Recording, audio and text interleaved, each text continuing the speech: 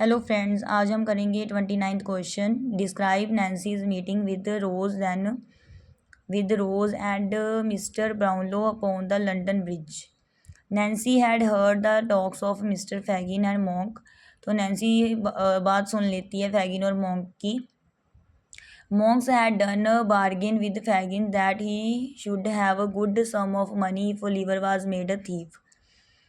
तो मोंक क्या करता है, मतलब मोल भाव करता है फैगिन के साथ कि वो ही should have a good sum of money, कि उन उसे चाहिए कि अच्छी पैसे हो रखने चाहिए, अगर उसके पास अच्छे पैसे होने चाहिए अगर वो बना ले ओलिवर को थीफ, चोर बना दे। At the second meeting, Monks told Fagin that Oliver was his brother whom he wanted to destroy. तो सेकंड मीटिंग में क्या होता है, मोंक कहता है फैगिन को कि ओलिवर उसका ब्रदर है और उसे तबाह करना चाहता है। ही डिस्ट्रॉयड ऑल द प्रूफ्स, तो वो चाहता है कि वो उसके सारे जो सबूत है उसे डिस्ट्रॉय कर दे, तबाह कर दे, ख़त्म कर दे। Which were related to his parents, जो कि उसकी पेरेंट्स के साथ संबंधित है, वो सारे प्रूफ डिस्ट्रॉय करना चाहता था monk. Nancy gave a drug to Sykes and went away from hotel where Rose had been staying. तो नैन्सी क्या करती है, ड्रग देती है साइक्स को और फिर उसे दूर ले जाती है होटल में जहाँ रोज़ क्या कर रही है, वहाँ ठहरी होती है।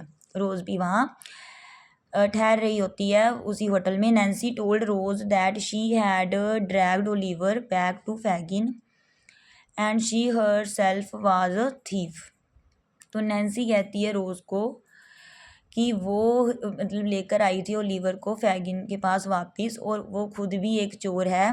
Rose felt surprise to hear the story of Nancy, Rose हैरान हो जाती है सुनकर नैन्सी की कहानी को। Rose offered her money and every kind of help but she refused. Rose उसे पैसे ऑफ़र करती है और हर किस्म की मतलब मदद के लिए भी कहती है, लेकिन वो मना कर देती है। She told Rose that if she wished to meet her again, तो वो उसे कहती है कि अगर वो मिलना चाहती है दोबारा तो मिल सकती है। She would meet her every Sunday at the bridge at midnight, तो वो उसे मिलेगी हर रविवार को ब्रिज पर आधी रात में। फैगिन डाउटेड नैन्सीज बिहेवियर, तो फैगिन को शक था नैन्सी के बिहेवियर पर। Fagin chose Noah as a detective for Nancy, तो क्या किया फैगिन ने नो को कहा कि तुम पीछा करो, जासूसी करो नैन्सी की। But mister Brownlow wanted to protect the life of Nancy, लेकिन जो ब्राउनलो थे ना, मिस्टर ब्राउनले, वो चाहते थे बचाना चाहते थे नैन्सी की लाइफ को। So he suggested her to go in a foreign country and lived a peaceful life, तो फिर उन्होंने सलाह दी उसको, नैन्सी को, कि तुम फॉरेन कंट्री में चली जाओ और वहाँ शांति से अपनी लाइफ में रहो। बट नैन्सी रिफ्यूज इट, लेकिन नैन्सी मना कर देती है बिकॉज शी लव्ड साइक्स, क्योंकि वो साइक्स से प्यार करती है। Noah told the whole information to Fagin, तो नो ये सारी इन्फॉर्मेशन मिस्टर ब्राउनलो जो उसे सजेस्ट करते हैं ये सब कुछ जाकर बता देता है फैगिन को। Describe the ending of the novel, अब हमने एंडिंग बतानी है नॉवल की, बहुत ही इंपॉर्टेंट क्वेश्चन है ये। Monks is forced by mister Brownlow open his secrets. अब मॉन्क क्या करता है, उसके मॉन्क को फोर्स किया जाता है मिस्टर ब्राउनलो के द्वारा कि वो सीक्रेट को बताए। His real name is Edward Leeford, उसका जो असली नाम था वो एडवर्ड लीफोर्ड था। His father is Oliver's father also, उसके फादर जो मॉन्क के फादर थे ना वो ओलिवर के फादर भी थे। तो he is legitimate, Oliver's mother was their father's true love, तो ओलिवर की मदर जो थी उसके फादर की मतलब सच्चा प्यार था। Mister Brownlow has a picture of हर, तो मिस्टर ब्राउनलो के पास पिक्चर थी उसकी। He started the inquiries when he noticed marked and similarities between her face and Oliver's face। अब मिस्टर ब्राउनलो के पास ना पिक्चर थी उसकी मदर की, ओलिवर की मदर की, तो उन्होंने इंक्वायरी करनी शुरू कर दी क्योंकि सेम मार्क थे, सिमिलैरिटीज़ थी उनके फेस पर, ओलिवर के फेस पर, और जो उनके पास तस्वीर थी है ना उसके मदर के फेस पर।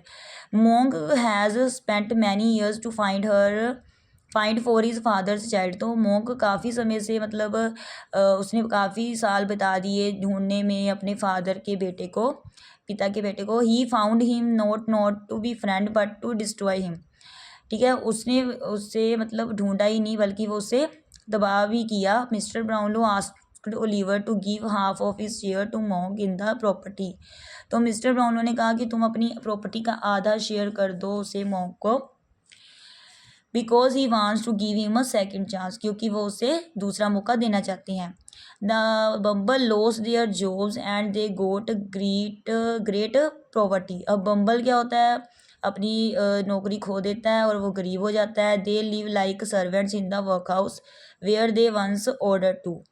तो वो तो वर्क हाउस में नौकर जैसे रह रहा होता है, जब जहाँ जहाँ वो पहले क्या करता था, ऑर्डर हुक्म चलाता था टू द बॉयज़, लड़कों पर जहाँ वो हुक्म चलाता था, अब वो वहाँ सर्वेंट है। Charley afraided by Sikes when he murdered the Nancy. Charley को डराया जाता है साइक्स के द्वारा जब वो मर्डर कर देता है नैन्सी का। He became an honest citizen move to the countryside. तो वो एक ईमानदार नागरिक बन जाता है, कंट्री साइड मूव कर जाता है। Rose Maylie turns out to be the long lost sister of Oliver's mother. तब रोज़ मैली क्या होती है, वो निकल जाती है, लास्ट में पता चलता है कि वो सिस्टर है ओलिवर की मदर की। She is there for Oliver's aunt, मतलब उसकी मासी हुई ना फिर ओलिवर की। Rose marries her long time with her sweetheart Harry and Oliver lives happily with his caretaker Mister Brownlow. तो ओलिवर की आंट थी वो, तो Rose marries her long time with her sweetheart. Rose ने शादी कर ली थी ना हैरी के साथ, और फिर ओलिवर जो था वो खुशी खुशी रह रहा था। एंड में देखो, रोज़ ने शादी कर ली हैरी के साथ और ओलिवर खुशी खुशी रह रहा था मिस्टर ब्राउनलो, जो कि उसका ध्यान रख रहे थे। In this way the novel ends on a happy note with goodness rewarded and evilness punished. तो एंड में क्या होता है, नोवेल में खुशी होती है, खुशी खुशी एंडिंग होती है, जहाँ जो अच्छाई है उसे इनाम मिलता है और जो बुराई है उसे सज़ा मिलती है। तो मतलब हैप्पी एंडिंग होती है नावल की। थैंक्स।